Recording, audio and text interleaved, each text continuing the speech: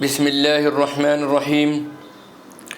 الحمد لله رب العالمين، نحمده ونستعينه ونستغفره ونؤمن به ونتوكل عليه، ونعوذ بالله من شرور أنفسنا ومن سيئات أعمالنا. من يهده الله فلا مضل له ومن يضلله فلا هادي له، ونشهد أن لا إله إلا الله وحده لا شريك له، ونشهد أن سيدنا ونبينا وحبيبنا ومولانا محمدا عبده ورسوله، صلى الله تعالى عليه وعلى آله وأصحابه وأزواجه وذرياته وجميع أهل بيته وبارك وسلم تسليما كثيرا كثيرا. أما بعد، فأعوذ بالله من الشيطان الرجيم. بسم الله الرحمن الرحيم. رب زدني علما وألحقني بالصالحين. رب اشرح لي صدري ويسر لي أمري واحلل عقدة من لساني يفقهوا قولي. صدق الله العظيم. اللهم إني أسألك بأنك أنت الله لا إله إلا أنت الأحد الصمد الذي لم يلد ولم يولد ولم يكن له كفوا أحد. بزرگان محترم، برادران عزیز، سلسلے کے مخلصین اور ہماری قابل احترام مائیں، بہنیں اور عزیز بچیاں، معیار پنجم یعنی 5ویں معیار پر ہمارے خطبات کا سلسلہ جاری ہے، اور یہ اس کی 66ویں قسط ہے۔ معیار سے مراد وہ معیار اور پیمانے جن کا ذکر حضرت شاہ محمد ہدایت علی نقشبندی مجددی رحمۃ اللہ علیہ نے اپنی کتاب معیار السلوک و دافع الاوہام والشکوک میں ضمیمے کے طور پر ان معیار کا ذکر فرمایا ہے۔ یہ معیار گویا کہ طالب حق کے لیے کسوٹی ہیں۔ ان میں سے ایک معیار 5واں معیار ہے جس پر ہماری گفتگو کا سلسلہ جاری ہے۔ 5ویں معیار میں حضرت مولانا شاہ محمد ہدایت علی نقشبندی مجددی رحمۃ اللہ علیہ ارشاد فرماتے ہیں کہ دوسرے لوگ جیسے اس کی خدمت جسمانی اور کشف برداری اور روپیہ پیسہ سے کرتے ہیں، اس کو بھی ویسے ہی اپنے کم درجے کے لوگوں کی کرنی چاہیے۔ یہی عین طریقت ہے۔ طریقت بجز خدمت خلق نیست، بتسبیح و سجادہ و دلق نیست۔ میرے عزیزوں اور دوستوں، آج کی ہماری گفتگو کا جو موضوع ہے وہ ہے کھانا کھلاؤ اور سلام کرو۔ یہ اسوہ مبارکہ ہے نبی کریم صلی اللہ تعالی علیہ وسلم کی احادیث مبارکہ کی روشنی میں۔ غرباء و مساکین اور معاشرے میں کمزور، محتاج اور ضرورت مند لوگوں کے ساتھ رضاکارانہ طور پر احسان اور ہمدردی و غمخواری، اور بالخصوص ان کے کھانے پینے جس پر انسان کی زندگی کا دار و مدار ہوتا ہے، اس کا اہتمام کرنے کا شوق اور رغبت دلانے کے لیے ابرار یعنی اہل جنت کے اوصاف بیان کرتے ہوئے اللہ سبحانہ و تعالی نے ارشاد فرمایا، اعوذ باللہ من الشیطان الرجیم بسم اللہ الرحمن الرحیم وَيُطْعِمُونَ الطَّعَامَ عَلَى حُبِّهِ مِسْكِينًا وَيَتِيمًا وَأَسِيرًا۔ یہ سورہ دہر کی آیت 8 ہے۔ اس میں اللہ سبحانہ و تعالی ارشاد فرماتے ہیں اور وہ کھانا کھلاتے ہیں اللہ کی محبت میں مسکین کو، یتیم کو اور قیدی کو۔ اس سے پتہ چلا کہ مسکین کو، یتیم کو اور قیدی کو کھانا کھلانا یہ بہت اجر اور ثواب کا کام ہے۔ علی حبہ کا دوسرا مفہوم یہ بھی ہے کہ وہ مال کی محبت کے علی الرغم کھانا کھلاتے ہیں، یعنی ایک مفہوم تو یہ ہے کہ وہ لوگ اللہ سبحانہ و تعالیٰ کی محبت میں بھوکوں کو کھانا کھلاتے ہیں، اور دوسرا مطلب یہ ہے کہ اگرچہ ان کے دلوں میں بھی مال سے محبت کا جذبہ ہے اور ان کا جی بھی چاہتا ہے کہ وہ اپنے مال کو سنبھال کر رکھیں، لیکن اپنے جذبات کے باوجود وہ محض اللہ سبحانہ و تعالیٰ کی رضا اور خوشنودی کے لیے مستحقین کو کھانا کھلاتے ہیں اور اس میں اپنا مال خرچ کرتے رہتے ہیں۔ آیت نمبر 9 میں اللہ سبحانہ و تعالیٰ نے ارشاد فرمایا انما نطعمکم لوجہ اللہ لا نريد منکم جزاء ولا شکورا انا نخاف من ربنا یوما عبوسا قمطریرا۔ اللہ سبحانہ و تعالیٰ ارشاد فرماتے ہیں 9ویں اور 10ویں آیت میں، اور وہ کہتے ہیں کہ ہم تو آپ کو یہ کھانا کھلا رہے ہیں صرف اللہ سبحانہ و تعالیٰ کی رضا اور خوشنودی کے لیے۔ لا نريد منکم جزاء ولا شکورا، ہم آپ سے نہ تو کوئی بدلہ چاہتے ہیں اور نہیں شکریہ۔ انا نخاف من ربنا یوما عبوسا قمطریرا، ہم تو ڈرتے ہیں اپنے رب کی طرف سے ایک ایسے دن سے جس کی اداسی بڑی ہولناک ہے۔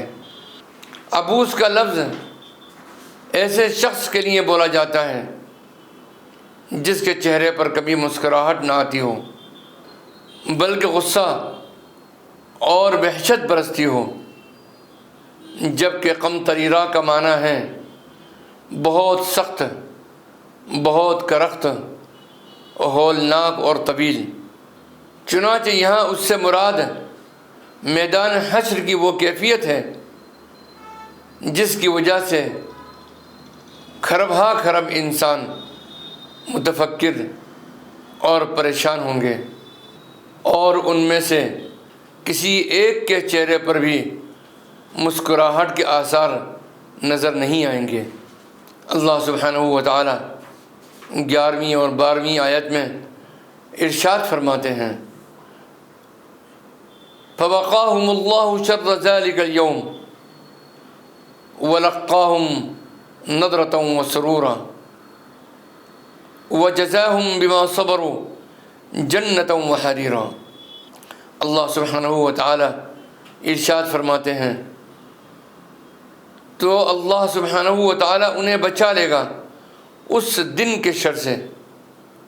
وَلَقَّاهُمْ نَضْرَةً وَسُرُورًا، اور بخش دے گا انہیں تر و تازگی اور مسرت، یعنی چہروں کی تازگی اور دل کا سرور۔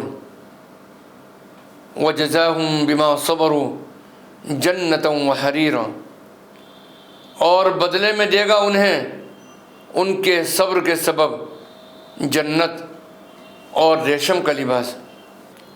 اس آیت میں مسکین، یتیم اور اسیر کے الفاظ کا واحد اور نکرہ ہونا اس بات پر دلالت کرتا ہے کہ مذہب مسلک کی تمیز کے بغیر ہر مسکین، یتیم اور اسیر کی امداد کرنا نیکوکاروں کا عام شیوہ ہے۔ حضرت امام ابن سعد رحمۃ اللہ علیہ نے حضرت ام الاسود سریۃ الربیع ابن خیثم رحمۃ اللہ علیہ سے یہ قول بیان کیا ہے۔ ربیع شکر پسند کرتے تھے اور اسے کھاتے تھے، اور جب سائل آیا تو آپ نے وہ اسے دے دی۔ تو میں نے کہا وہ شکر کو کیا کرے گا، اس کے لیے روٹی بہتر ہے۔ انہوں نے جواب دیا بلا شبہ میں نے سنا ہے اللہ سبحانہ و تعالی ارشاد فرماتا ہے وَيُطْعِمُونَ الطَّعَامَ عَلَى حُبِّهِ مِسْكِينًا۔ تفسیر ابن کثیر میں مذکور ہے کہ حضرت نافع رحمۃ اللہ علیہ ارشاد فرماتے ہیں کہ حضرت عبداللہ ابن عمر رضی اللہ تعالی عنہ بیمار پڑے۔ آپ کی بیماری میں انگور کا موسم آیا۔ جب انگور پکنے لگے تو آپ کا دل بھی چاہا کہ میں انگور کھاؤں، تو آپ کی بیوی صاحبہ حضرت صفیہ رضی اللہ تعالی عنہا نے 1 درہم کے انگور منگائے۔ آدمی لے کر آیا، اس کے ساتھ ہی ساتھ ایک سائل بھی آ گیا اور اس نے آواز دی کہ میں سائل ہوں۔ حضرت عبداللہ رضی اللہ تعالی عنہ نے فرمایا یہ سب اسی کو دے دو۔ چنانچہ دے دیے گئے۔ پھر دوبارہ آدمی گیا اور انگور خرید لایا۔ اب کی مرتبہ بھی سائل آ گیا اور اس کے سوال پر اسی کو سب کے سب انگور دے دیے گئے۔ لیکن اب کی مرتبہ حضرت صفیہ رضی اللہ تعالی عنہا نے سائل کو کہلوا بھیجا کہ اگر اب آئے تو تمہیں کچھ نہ ملے گا۔ چنانچہ تیسری مرتبہ 1 درہم کے انگور منگوائے گئے۔ اللہ سبحانہ و تعالیٰ کی رضا اور خوشنودی کو پیش نظر رکھتے ہوئے جو کچھ خرچ کیا جاتا ہے اس کے ثواب کا اندازہ نہیں لگایا جا سکتا، کیونکہ اللہ سبحانہ و تعالیٰ اس پر کئی گنا زیادہ اور بے حساب اجر عطا فرماتا ہے۔ اسی لیے رسول اللہ صلی اللہ تعالی علیہ وسلم نے اللہ سبحانہ و تعالیٰ کی راہ میں خرچ کیے ہوئے مال کو در حقیقت باقی رہنے والا مال قرار دیا۔ حضرت سیدہ عائشہ صدیقہ رضی اللہ تعالی عنہا سے روایت ہے ما بقی منہا قالت ما بقی الا کتفها قال بقی کلها غیر کتفها۔ نبی کریم صلی اللہ تعالی علیہ وسلم آپ کے ہاں ایک بکری ذبح اور تقسیم کی گئی۔ آپ صلی اللہ تعالی علیہ وسلم نے دریافت فرمایا باقی کیا بچا ہے؟ حضرت عائشہ صدیقہ رضی اللہ تعالی عنہا نے عرض کیا دستی کے علاوہ کچھ نہیں بچا۔ فرمایا دستی کے علاوہ سب کچھ بچ گیا۔ امام ترمذی رحمۃ اللہ علیہ نے فرمایا ہے کہ یہ حدیث صحیح حسن ہے۔ دستی کے علاوہ سب کچھ بچ گیا، اس کا مطلب یہ ہے کہ دستی کے علاوہ سارا گوشت اللہ کی راہ میں صدقہ کر دیا گیا ہے، اس لیے اس کا اجر آخرت میں محفوظ ہو گیا۔ رسول اللہ صلی اللہ تعالی علیہ وسلم کی شدید خواہش تھی کہ کرم و سخاوت کی فضیلت لوگوں کے دلوں میں پختہ ہو جائے، راسخ ہو جائے، مستحکم اور مضبوط ہو جائے، اور اس کا شمار ان فضائل میں ہونے لگے جن سے آراستہ پیراستہ ہونے اور باہم منافست کرنے، یعنی ایک دوسرے کے ساتھ سبقت لے جانے کے لیے، آگے بڑھنے کے لیے لوگ سبقت کرتے ہیں۔ آپ صلی اللہ تعالیٰ علیہ وسلم کے اس ارشاد سے اس کی تصدیق ہوتی ہے۔ لا حسد الا فی اثنین، رجل آتاہ اللہ مالا فسلطہ علی ہلکتہ فی الحق، ورجل آتاہ اللہ حکمتا فہو یقضی بها ویعلمها۔ قابل رشک تو دو ہی طرح کے آدمی ہیں، ایک وہ جسے اللہ سبحانہ و تعالیٰ نے مال عطا فرمایا اور وہ اسے اللہ کی راہ میں لٹائے، دوسرا وہ شخص جسے اللہ سبحانہ و تعالیٰ حکمت سے نوازے اور وہ اس کے مطابق فیصلہ کرے اور لوگوں کو اس کی تعلیم دے۔ اس لیے باشعور مسلمان اپنے مال کو بصیرت کے ساتھ ایسی جگہوں پر خرچ کرتا ہے جس سے اسے خیر، ثواب اور اجر حاصل ہوتا ہے۔ وہ نہ تو سارا کا سارا مال خرچ کر کے اپنے ورثاء کو اس سے محروم کر دیتا ہے اور ان پر ظلم کرتا ہے، اور نہیں انہیں خیر کے کاموں میں خرچ کرنے سے روکے رکھتا ہے اور بچا بچا کر جمع کرتا رہتا ہے، بلکہ وہ شریعت کی تعلیم اور اس کے روشن اور تابندہ مقاصد کے مطابق دونوں حالتوں میں اعتدال اور میانہ روی سے کام لیتا ہے۔ وہ مال کو اللہ سبحانہ و تعالیٰ کے راستے میں خرچ کرنے کے مقابلے میں ورثاء کے لیے بچا کر رکھنے کو پسند نہیں کرتا، بلکہ اللہ سبحانہ و تعالیٰ کے راستے میں خرچ کیا ہوا مال اس کے نزدیک میراث میں چھوڑے ہوئے مال سے زیادہ محبوب اور پسندیدہ ہوتا ہے، اس لیے کہ پہلی قسم کا مال ہی دراصل اس کے نامہ اعمال میں باقی رہنے والا ہے۔ رسول اللہ صلی اللہ تعالی علیہ وسلم نے اپنے اس ارشاد میں اسی کی طرف اشارہ فرمایا ہے۔ صحیح بخاری شریف میں ہے کہ اللہ کے نبی صلی اللہ علیہ وسلم نے فرمایا، آدمی جو اللہ کی راہ میں دے دے وہی اس کا اصل مال ہے۔ حضرت عبداللہ ابن مسعود رضی اللہ تعالی عنہ سے مروی ہے کہ رسول پاک صلی اللہ تعالی علیہ وسلم نے ارشاد فرمایا، تم میں کون ہے جسے اپنے مال سے زیادہ اپنے وارث کا مال زیادہ پیارا ہو؟ صحابہ کرام رضوان اللہ تعالی علیہم اجمعین نے عرض کیا کہ یا رسول اللہ، ہم میں کوئی ایسا نہیں ہے جسے مال زیادہ پیارا نہ ہو۔ حضرت صلی اللہ علیہ وسلم نے ارشاد فرمایا، پھر اس کا مال وہ ہے جو اس نے موت سے پہلے اللہ سبحانہ و تعالیٰ کے راستے میں خرچ کیا، اور اس کے وارث کا مال وہ ہے جو وہ چھوڑ کر مرا۔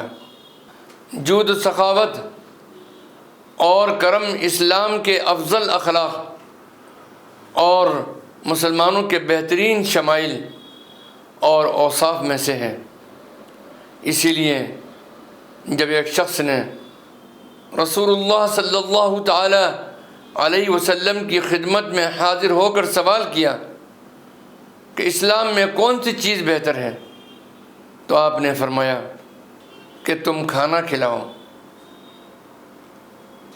اور جس کو پہچانو اس کو بھی اور جس کو نہ پہچانو اس کو بھی، الغرض سب کو سلام کرو۔ ایک دن حضرت عائشہ صدیقہ رضی اللہ تعالی عنہا روزے سے تھیں اور گھر میں ایک روٹی کے سوا کچھ نہ تھا۔ اسی حالت میں ایک مسکین نے سوال کیا تو انہوں نے لونڈی سے کہا کہ وہ روٹی اس کو دے دو۔ اس نے کہا کہ افطار کس چیز سے کیجیے گا؟ بولیں دے تو دو۔ شام ہوئی تو کسی نے بکری کا گوشت بھجوا دیا۔ لونڈی کو بلا کر کہا کھاؤ، یہ تمہاری روٹی سے بہتر ہے۔ دین و ایمان صرف کلمہ پڑھنے اور نماز روزے کا نام نہیں، بلکہ غربا مساکین کی حاجت روائی بھی ایمان اور دین کا ایک لازمی جز ہے۔ یہ جز نہ رہے تو ایمان نامکمل ہے۔ حضور پاک صلی اللہ تعالی علیہ وسلم نے ارشاد فرمایا، یہ روایت منقول ہے حضرت ابن زبیر رضی اللہ تعالی عنہ سے۔ وہ فرماتے ہیں کہ میں نے سنا حضور نبی کریم صلی اللہ تعالی علیہ وسلم سے، وہ شخص مومن کامل نہیں جو خود پیٹ بھر کر کھائے اور اس کا پڑوسی بھوکا رہے۔ یعنی وہ شخص کامل مومن نہیں جو خود سیر ہو کر رات گزارے اور اس کا ہمسایہ بھوکا سوئے، باوجود اس کے کہ اسے اپنے ہمسائے کی اضطراری حالت اور مالی قلت کا علم ہو، اور اس طرف اشارہ ہے کہ اس کا ہمسایہ اس کے پہلو میں ہے اور اس کی اس قدر شدید غفلت ہے کہ اس کی خبر گیری تک نہیں کرتا۔ حضور نبی کریم علیہ السلام نے فقر و فاقہ سے پناہ مانگتے ہوئے یوں دعا فرمائی ہے۔ یہ روایت سنن نسائی کی ہے اور منقول ہے حضرت ابو ہریرہ رضی اللہ تعالی عنہ سے۔ عن ابی ہریرہ رضی اللہ تعالی عنہ قال كان رسول الله صلی اللہ تعالی علیہ وسلم یقول اللهم انی اعوذ بک من الجوع فإنه بئس الضجع واعوذ بک من الخیانة فإنها بئست البطانة۔ حضرت ابو ہریرہ رضی اللہ تعالی عنہ فرماتے ہیں کہ رسول پاک صلی اللہ تعالی علیہ وسلم نے ارشاد فرمایا، یا اللہ میں تیری پناہ مانگتا ہوں بھوک سے اور برے ساتھی سے، اور تیری پناہ مانگتا ہوں خیانت سے اور بری بات سے جو چھپی ہوئی ہو یعنی پوشیدہ ہوں۔ اللہ سبحانہ و تعالی ہمیں حضور پاک صلی اللہ تعالی علیہ وسلم کی ان سنتوں پر عمل کرنے کی توفیق عطا فرمائے۔ آمین ثم آمین یا رب العالمین۔ والصلاة والسلام علی النبی الکریم۔ والسلام علیکم ورحمۃ اللہ وبرکاتہ۔ بسم اللہ الرحمن الرحیم۔ اللہم صلی علی سیدنا ومولانا محمد وعلی آل سیدنا ومولانا محمد وبارک وسلم۔ اللہم انت السلام ومنک السلام تبارکت یا ذا الجلال والاکرام۔ ربنا علیک توکلنا وإلیک انبنا وإلیک المصیر۔ ربنا لا تجعلنا فتنة للقوم الظالمین ونجنا برحمتک من القوم الکافرین۔